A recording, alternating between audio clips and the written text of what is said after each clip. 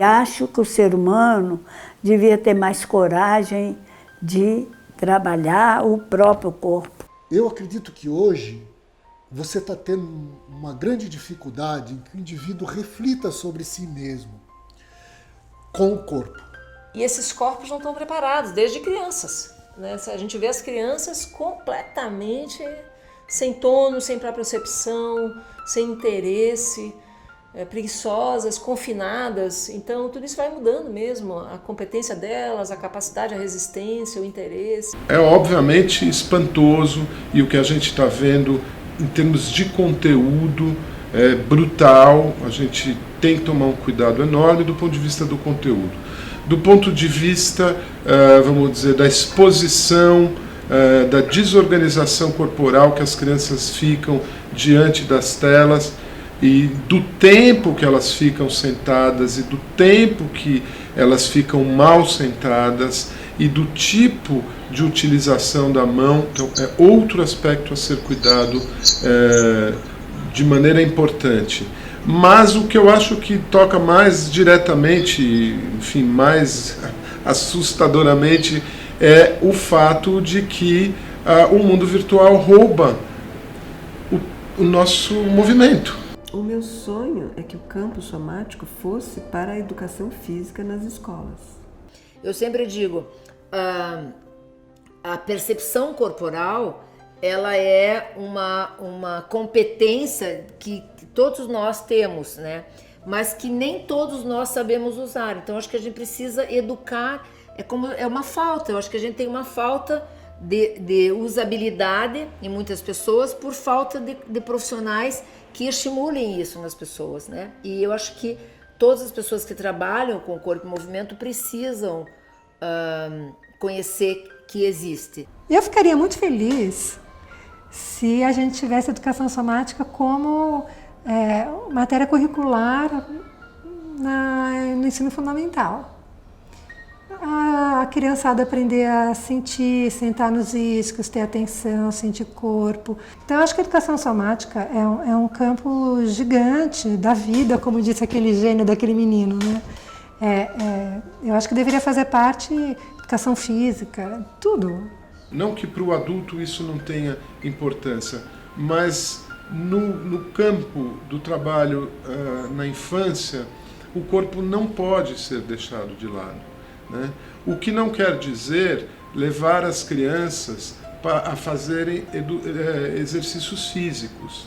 Então, não é isso que se trata, né? Exercício físico é muito bom, atividade física é muito boa, mas isso não tem nada a ver com habitar um corpo, viver dentro de um corpo. E a gente vai contemplar tudo. Então, fáscia, musculatura, onde tem fáscia, pele, musculatura, movimento, lá estamos nós. A minha ideia é que se consiga resgatar essa delícia que é ser movimento, né?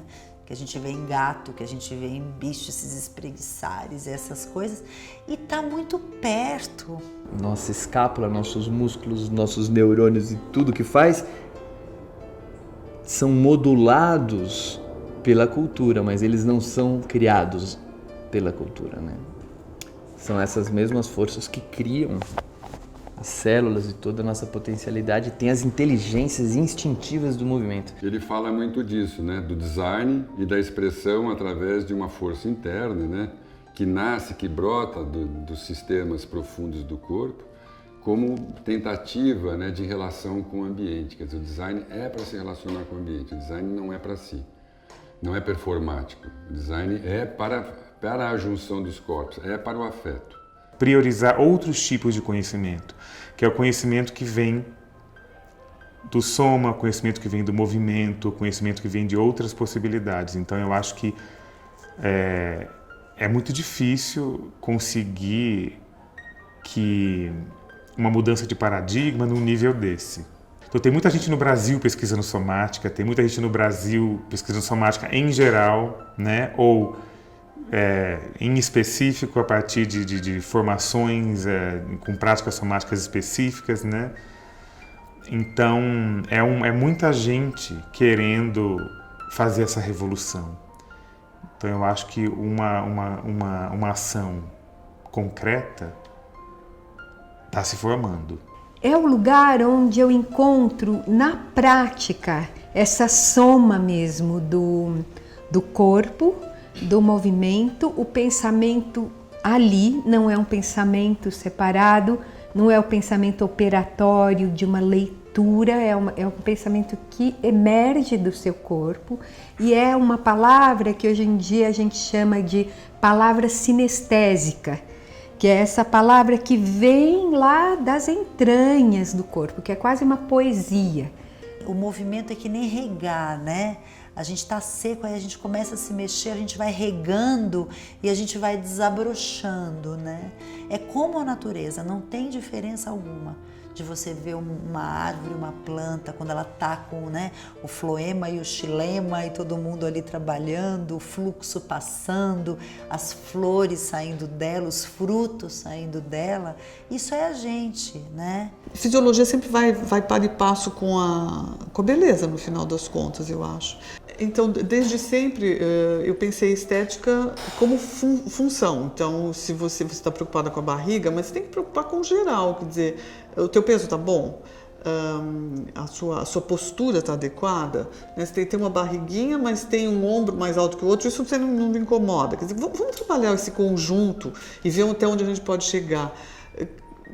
Sempre o que eu costumo perguntar, né, quando as pessoas vêm vou fazer uma lipo, eu pergunto, você tá nesse momento, você está na melhor versão de você mesmo? O que dá pra gente fazer antes do bisturi? Não tem uma simetria ideal, um corpo ideal. Existe um movimento que é fluido, um movimento que é livre, um sistema facial que funciona adequadamente, saudavelmente.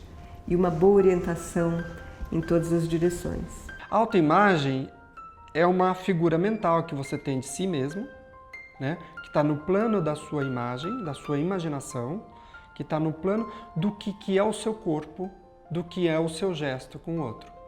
E às vezes tem um desacordo com isso. O que você passa como imagem não é a mesma que você tem de si, né? Isso acontece muito também quando a pessoa ouve a própria voz. E existe muitas vezes os dissabores nas pessoas quando cantam, por exemplo, e essa voz não é minha, eu não estou normal, tem alguma coisa errada. E o que eu gosto de distinguir é o que está diferente entre o esquema corporal e a imagem corporal. O esquema corporal a gente vai entender como são as habilidades que eu desenvolvo na função que eu desempenho. Então, eu só posso entender o meu esquema corporal a partir da ação. Então, na hora que eu faço um gesto, na hora que eu executo um canto, eu tenho uma consciência do meu esquema. O que eu ajusto no meu corpo para dar conta de um resultado daquela, por exemplo, de uma área de ópera. Vou citar o exemplo do meu estudo. Muitas vezes, o que transparece nessa técnica que o esquema corporal garantiu, não é a imagem que a pessoa tem de si. Ela entra numa dissociação entre o que é o esquema corporal e o que é a imagem que ela tem. Eu acho que eu nunca tinha tido tanta clareza do movimento interno e externo e o que o poder que a imagem teria, né, em relação à organização corporal. Aliás, isso é interessante, porque a educação somática propõe ao corpo, o indivíduo, que ele se encontre, que ele tome consciência de si.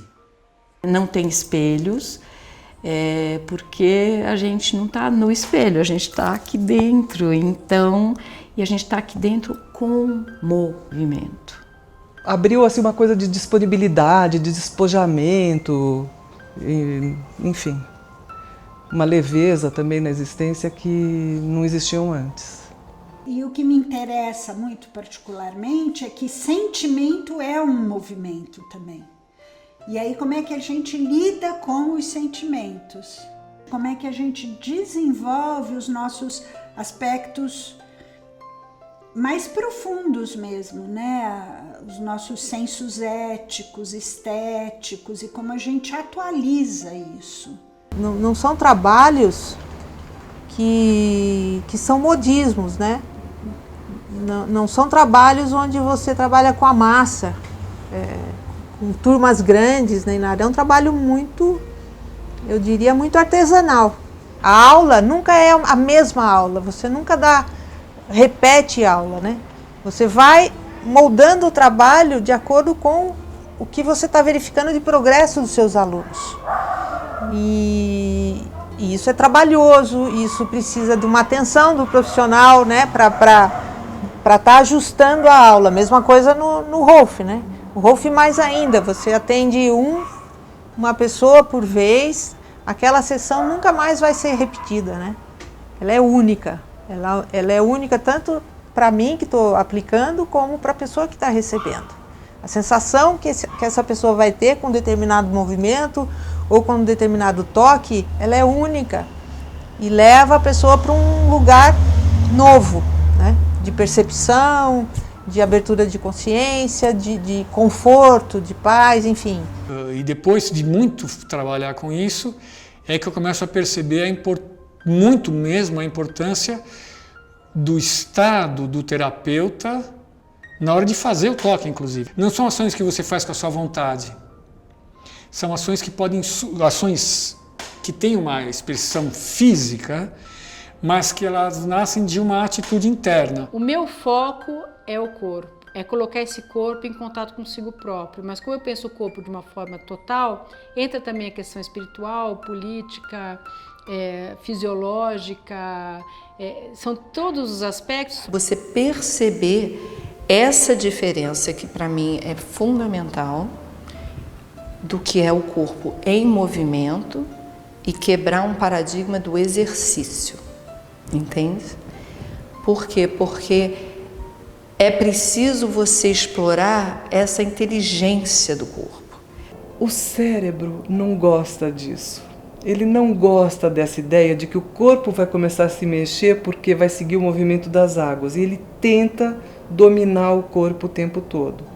E nós aprendemos a ir fortalecendo essa relação corporal de maneira a que ele possa relaxar e que ele possa também se beneficiar dessa delícia que é deixar o corpo fazer o que ele quer. E o corpo, quando ele faz o que ele quer, o que ele sabe que ele pode, da maneira que ele pode, ele faz coisas inacreditáveis. Nós ganhamos não só resiliência, nós ganhamos amplitude, nós ganhamos força, nós ganhamos flexibilidade, para usar a linguagem mais convencional, mas de uma maneira inesperada. É frequente as pessoas falarem: nossa, de repente eu vi, o meu braço estava num lugar, mas eu não consigo levantar o braço até aqui. Eu tenho uma lesão e o meu braço só levanta até aqui. Mas ele estava aqui agora e estava se mexendo feliz e eu estava sem dor nenhuma. Isso é frequente, isso é o dia a dia do trabalho.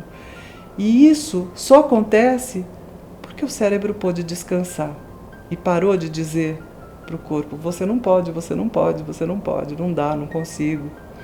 A gente não lembra, né? Com esse sistema nervoso mais evoluído, né? A gente lembra com uma parte mais primitiva mesmo. Os pulmões de um alpinista vão se formar de maneira diferente do que os pulmões de uma criança que joga alpinismo num tablet, né? E é simples assim. Como a gente falou em outro momento, dizer, não são só vamos dizer, o fortalecimento das estruturas do sistema respiratório, do sistema locomotor, é o fortalecimento das estruturas emocionais também, né? A coragem, o medo, eles são vividos pela criança com o próprio corpo, integralmente no corpo. Então, se isso fica deslocado, né, de uma experiência motora, eu tenho a impressão que a gente está levando essas crianças a formarem estruturas que imitam estruturas, ao invés de serem estruturas. E aí eu estou falando de segurança, força, perseverança, disciplina, para falar as boas, né? Quer dizer, isso tudo fica construído, na minha opinião, de uma maneira de imitação, como uma forma de imitação. Eu imito ter coragem, ao invés de ter coragem. Eu imito ter disciplina ao invés de ter disciplina. Quando você trabalha o seu gesto, você está se trabalhando por dentro, na sua psique. Eu mudo o meu gesto porque eu percebo ele. Então eu mudo a minha psique quando eu mudo o meu gesto. É uma via de mão dupla o tempo inteiro. O bom professor era aquele que sabia esperar. E é isso, você tem que saber esperar. Esperar as coisas acontecerem. Você faz o teu trabalho e espera as coisas acontecerem. Paciência, que foi deturpada nos sistemas religiosos como uma virtude, não passa de ser um atributo que te permite se liberar das ações desnecessárias. Então é muito mais um sentido de oportunidade. Uma força de afirmação, o quanto que você acredita num trabalho e o quanto que você deve defender o que você acredita. E é fundamental para uma sociedade melhor, né? Eu acho que se a gente tem esses educadores com essa compreensão do ser humano, a gente faz uma revolução pacífica, benéfica, incrível no mundo. Se essas nossas crianças já tivessem na escola acesso a se conhecerem melhor, dessa forma, uma forma mais sensível, mais profunda, com certeza seriam adultos diferentes. E a relação, e assim, quando você conhece os limites do seu corpo, você conhece o espaço que ele ocupa, você consegue perceber quando você invade o espaço do outro. Né? Se você não tem um conhecimento, um domínio sobre o espaço que o seu corpo ocupa, muitas vezes você esbarra no outro sem querer. Cheguei a perceber através do corpo de um ser, pensar assim, ele como é diferente do outro, ele é único e é especial. Então, isso para mim marcou a minha vida. Eu considero esse trabalho, tanto da ginástica holística como do Rolf, artesanal, porque ele é individualizado, tá? É um trabalho que você leva a pessoa na sua individualidade a desenvolver o seu potencial. Produzir uma expressão particular e pessoal de tal forma que ela entre dentro do campo e ocupe, faça um território para si mesmo. Quer dizer, a questão da territorialização, quer dizer, a ocupação de um corpo, esse corpo sou eu e esse espaço que ocupa sou eu na minha relação com o meio. Então essa é uma afirmação territorial, é política, né? Acho que política e espiritualidade estão integrados, é a mesma coisa, estão juntos, é um processo nosso. E eu acredito que o meu trabalho está inteiramente associado a isso. Óbvio, não de uma política partidária ou de XYZ, mas de que a minha intenção é que eu possa oferecer algo onde a pessoa aprenda a se posicionar no mundo, aprenda a se organizar melhor, aprenda a ter mais espaço, como o meu professor dizia, quer dizer, poder ter, como é que ele dizia? Que você tinha condições de ter o máximo da sua estatura. Isso não é só a sua estatura física, mas todo o teu potencial de vida, né? O quanto você pode oferecer, o quanto você tem e que pode oferecer para o mundo, em termos de desenvolvimento, de conhecimento, de expansão. Que a atitude é o lugar que nós vamos trabalhar e não sobre cura, dor na perna, dor nas costas, não é a historinha que ela vai me contar, isso fica pouco interessante. Mas qual é a atitude, qual é o gesto motor? Toda a coordenação motora ela já é pré-programada no cérebro. Desde que a gente nasce, a gente vem com esses movimentos fundamentais. Só que a gente vai perdendo.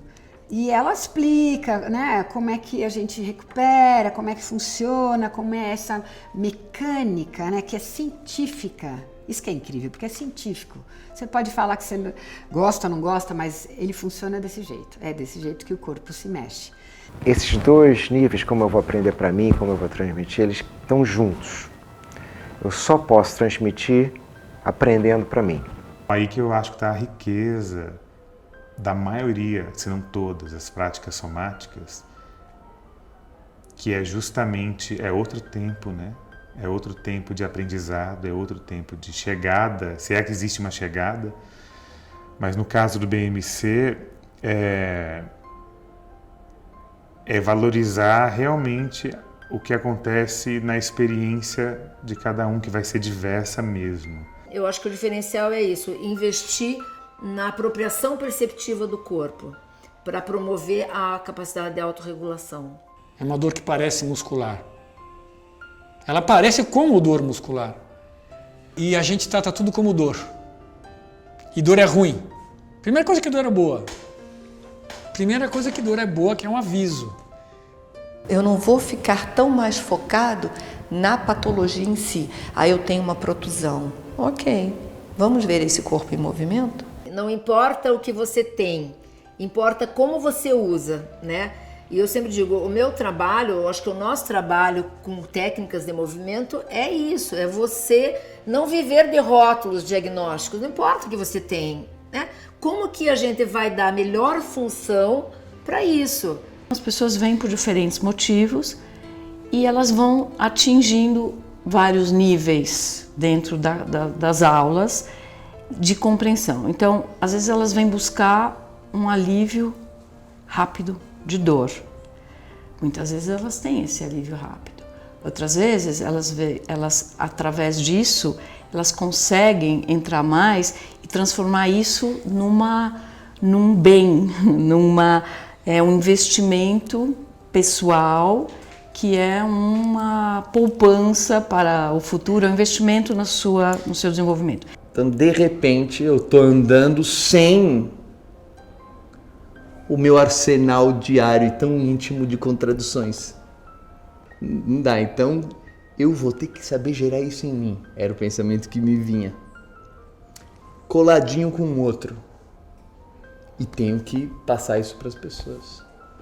Tenho que conseguir gerar isso em mim e comunicar isso para alguém também, porque é sensacional.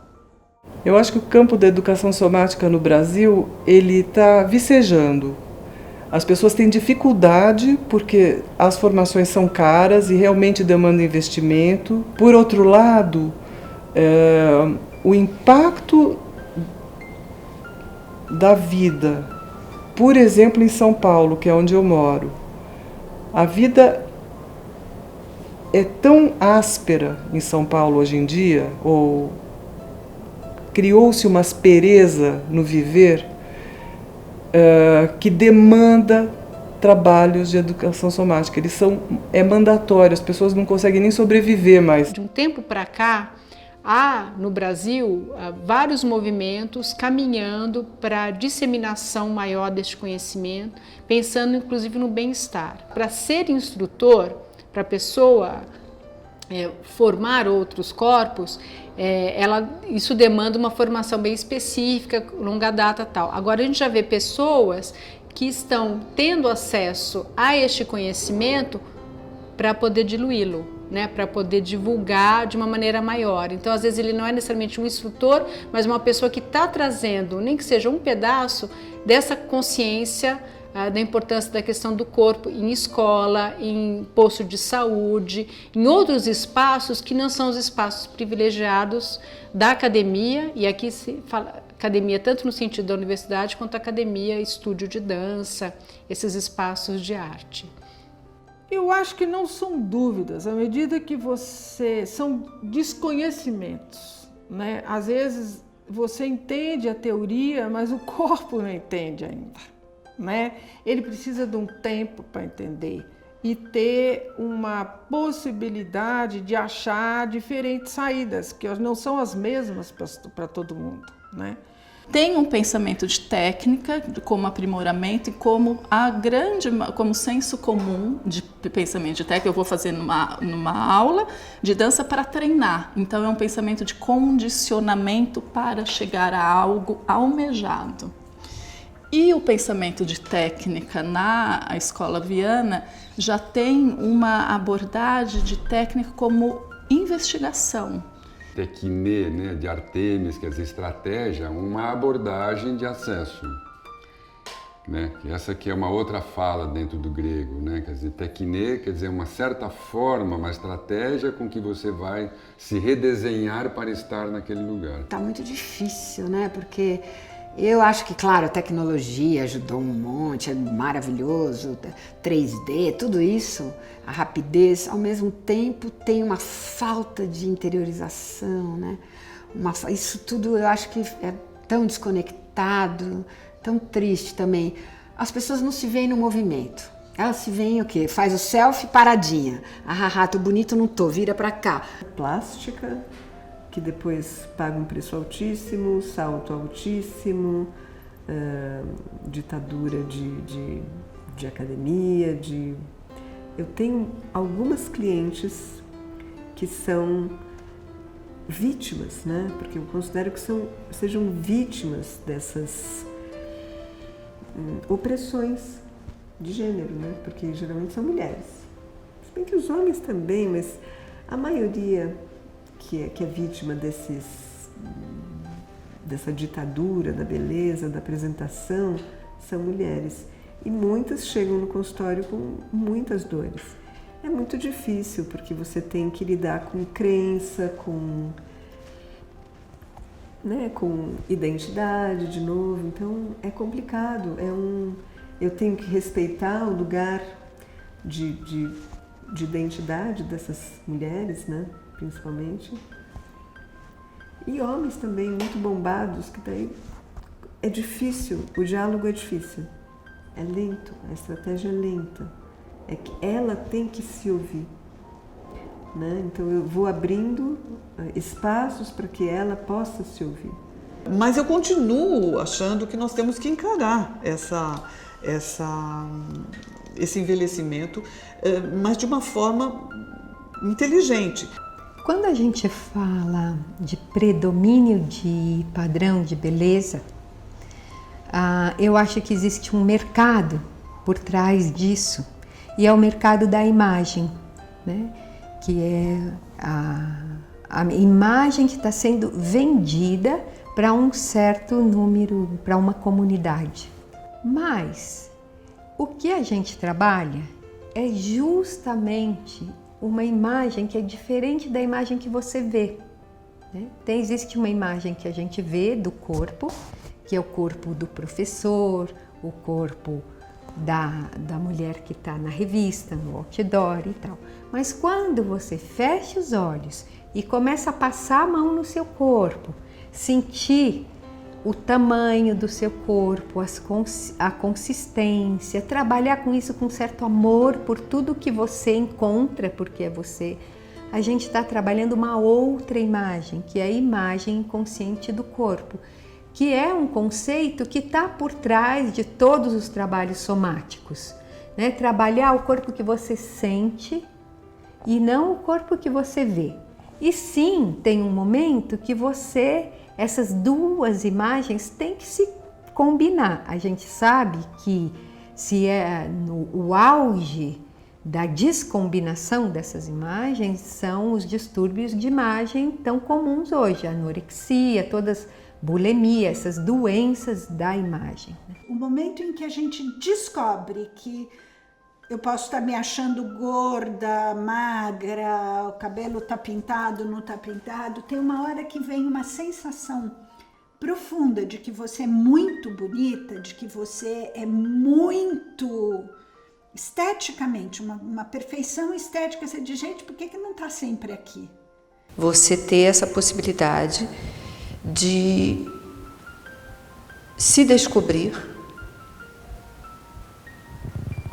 identificar o valor desse ser e achar o seu caminho, o seu pertencimento, essa existência. E como nós somos parte da natureza e de um sistema, você se transformando, inerente à sua consciência talvez, você vai provocar transformações. A gente não vai mudar o mundo. O que você pode mudar é você. E mudar você é um ato político. Né? Então, você se tornar mais atento, mais compassivo, isso traz uma mudança na vida da pessoa. As pessoas vêm me falar, você sabe que agora eu estou conseguindo prestar atenção? Não é a consciência do movimento, pelo movimento, né? É o uso do movimento para se perceber padrões, para se perceber hábitos. A conversa, o diálogo não é com o músculo, é com o cérebro. E isso faz toda a diferença, né? Mas quem é o grande filósofo? É o corpo. O corpo é político, né? Então, e eu atuo politicamente nos corpos, acredito nisso. Quer dizer, o que é uma atuação pensando política aí? Primeiro, eu entendo que tem essa dialética. Depois, a questão da expressão do sujeito, como ele afirma a si mesmo dentro do lugar onde ele vive. Então, política, no meu olhar, é a afirmação de um corpo de uma forma mais adulta frente ao universo que não é ele mesmo. Eu diria que o meu trabalho específico, ele começa na micropolítica, né? Ele é micropolítico, como a gente está falando aí, começa na célula, vamos do menor, começa nas organelas. Vamos dizer que começa numa fita de DNA, talvez. Micropolítico. Eu sou este corpo que se movimenta de tal modo, que tem essa potência, e enxergo que algo está sendo negado no momento em que me comporto como dominado, frente a um chefe, frente a um superior hierárquico. Já começa daí, superior. Então, neste momento, este processo de educação te coloca também diante dessas questões. É político no sentido de deixar as pessoas mais íntegras, com mais eixo, que o seu sim seja sim e o seu não seja não. Então é isso. Transformando uma sociedade através da otimização do movimento para promover uma nova experiência. E por isso mesmo é um trabalho extremamente político e espiritual. Porque é um trabalho que traz a capacidade de agir no mundo. Na primeira polis, que é o próprio ecossistema do corpo, para organizar essas forças todas que estão do que a gente pode grosseiramente chamar de política externa, mas que está internalizada na gente, você mexer nisso e criar em si uma integração, uma força, a sua potência, a sua inteligência, as habilidades e tudo mais, etc. Isso é um ato político de imensas proporções e fundamentalmente espiritual, se você for entender integração como algo espiritual, que é o que te integra com aquilo que você é e o seu meio e faz você ter o maior grau possível ou faz desenvolver graus crescentes de respeito e integração. Tudo bem, a medicina trata medicando ou operando. Tudo bem. Aqui não, aqui você precisa colocar o corpo sob o risco do movimento, expor, você precisa que o paciente seja ativo nos seus processos de transformação. Como que a gente vai fazer isso sem a participação do indivíduo, né? E porque eu vejo a somática como esse lugar que vai lá dentro e diz assim, não, então vamos juntos, você vem comigo. Tem que fazer 10 abdominais, 25 agachamentos, ninguém percebe se aquele agachamento está correto, está no eixo, se a pessoa está sobrecarregada, é 25 vezes para todo mundo. Não importa o tamanho, o peso, as condições de saúde daquela pessoa, entende? É nisso que eu falo que é artesanal. Olha que interessante, então é uma ginástica, né? Mas é uma ginástica consciente.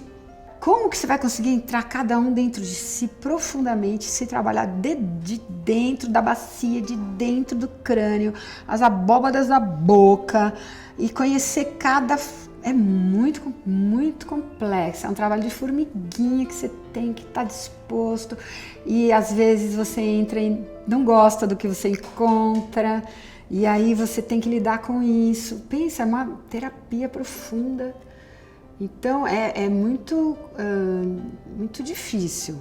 E hoje em dia, com tanta coisa de fora, que as pessoas por fora, que você vê a foto, a internet, a tecnologia, tá mais difícil, eu acho, entrar para dentro. Quando eu consigo, na minha aula, que não é de meditação, não é mística, mas essa qualidade, né, de espera, de atenção e de, enfim, e de força, de fortalecimento. Eu brinco, olha, gente, a vida lá fora não tá fácil. O silêncio sempre fez parte da somática. Você não escuta se você não está em silêncio. Não é o silêncio só verbal, é o silêncio da mente barulhenta, né, que vai... Tem um tempo que é como o silêncio da música, em que de repente quando você vai, você compreendeu sem saber direito como, porque amadureceu. Outra função da educação somática, que é criar esse vocabulário para nomear o inominável. O que faz com que seja uma educação somática não é o foco, não é a região, mas é um pensamento sobre o corpo. Gente é como nuvem, sempre se transforma. Eu digo para os meus alunos hoje em dia, gente, quem sacar espaço está com metade da vida ganha. E o mercado tenderá a te tratar bem, então aprende espaço. O maior desafio de ser um formador no Brasil é todo esse território precário em que nós trabalhamos. Tem uma precariedade do entendimento do que fazemos, do reconhecimento do que fazemos. Então, e por isso que precisamos de atitudes como essa, né, de estar reunindo as pessoas, pesquisadores de um determinado assunto, que no caso aqui é educação somática, para fortalecer o fazer de cada um. Porque eu vejo que nós estamos, principalmente agora, 2018, nós estamos num momento de retrocesso e isso reverbera, lógico, o nosso trabalho. Então, eu vejo que ao trabalhar dança, educação somática, nesse país você tem que acordar e dizer sim à sua profissão todos os dias. Temos também um enorme movimento de técnicas somáticas e de trabalhos de desenvolvimento interno que se equilibram a esse outro lado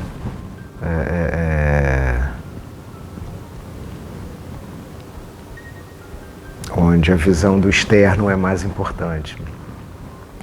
Então, eu acho que nós temos tudo aqui. Aí é o que cada um procura, é o que cada um busca. Olha no mercado, vai se formar, vai estudar mais. Não é o que eu posso te dizer, ou a indicação de livro que tinha sido pedida que eu possa dar que vai resolver isso. Sabe? Então tem que ralar. Eu digo, olha, meus alunos, mais de uma vez eu já disse, olha só, para quem chega atrasado, confesso que eu não gosto. Se você vier na minha aula, você vai economizar uns 40 anos da sua vida. Porque eu estou fazendo isso, ó. Então aqui vai um suquinho que está sendo elaborado há muitos anos. Então, venha na aula, faça a aula. Você tem que ter, sabe, horas de voo, você tem que ter horas de chão, horas de trabalho. Não é assim, é processo, né? E acho que esse é um caminho sem volta, né? Principalmente com o mérito de reunir diferentes grupos, diferentes técnicas, né? Num mundo onde a gente vive a competição de forma tão imperiosa, assim, de forma tão brutal, né? A gente poder se sentir de alguma maneira fraternizado, irmanado com outros colegas e indo na mesma direção, que é a direção que eu acredito profundamente, que é um caminho do corpo com consciência, conhecimento, seriedade e profundidade.